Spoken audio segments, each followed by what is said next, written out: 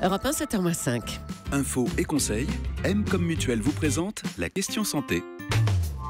Les médecines pas si douces. Bonjour Dr Kierzek. Bonjour Thomas. Le ministère de la Santé vient de publier une liste de 40 pratiques pouvant être dangereuses. On va y venir. Mais d'abord, qu'est-ce qu'on appelle exactement les médecines douces ? Pour faire simple, Thomas, il y a deux types de médecine. Il y a les médecines conventionnelles, c'est celles qui sont enseignées à la faculté de médecine, qui ont été validées par des essais cliniques ou qui font l'objet d'un consensus professionnel. Et puis il y a les autres, alors qu'on n'appelle plus médecine douce, qu'on appelle médecine alternative ou mieux médecine complémentaire, qui sont là en complément des méthodes conventionnelles.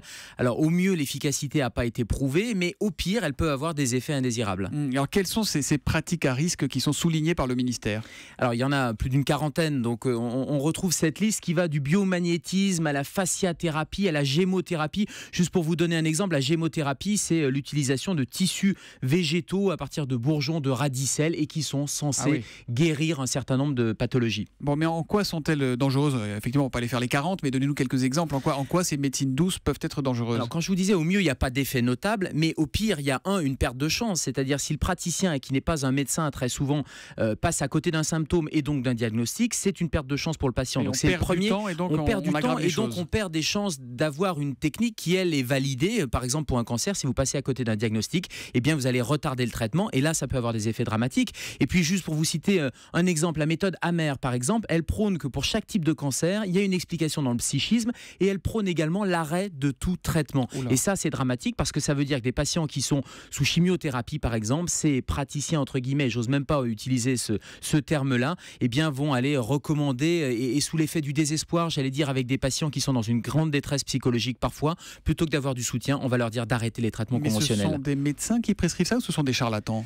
Alors, très souvent, bien sûr, on a des dérives de charlatanisme, voire des dérives sectaires. Il y a certaines techniques alternatives ou complémentaires qui sont faites par des praticiens de santé, un médecin ou pas médecin, et c'est, j'allais dire, un gage de sécurité, mais malheureusement, très souvent, il y a des charlatans. Alors vous voyez bien le problème que ça pose, hein. Ça jette le doute sur l'ensemble des médecines douces, Gérald. Est-ce que tout est à jeter ? Non, il ne faut pas jeter le bébé avec l'eau du bain, parce qu'il y a des médecines complémentaires qui sont des vrais compléments et qui vont apporter quelque chose en plus. L'hypnose, par exemple, l'acupuncture, il y a des vraies consultations, notamment dans les hôpitaux. Ça commence à arriver avec des techniques qui sont en cours de validation scientifique d'ailleurs. En tout cas, ce qui est important, c'est de ne pas jeter toutes ces médecines complémentaires, d'avoir affaire à des praticiens et dans le doute, il faut se renseigner auprès du Conseil de l'Ordre des médecins, par exemple. Voilà, ces 40 médecines douces mises en cause, on les met sur europe1.fr et sur Twitter avec le hashtag un matin. La vigilance du docteur Kierzek, toujours au fait de l'actualité médicale, c'est tous les matins à 7h-5 sur Europe 1. Retour de la question santé, lundi à lundi, Gérald. À lundi, Thomas.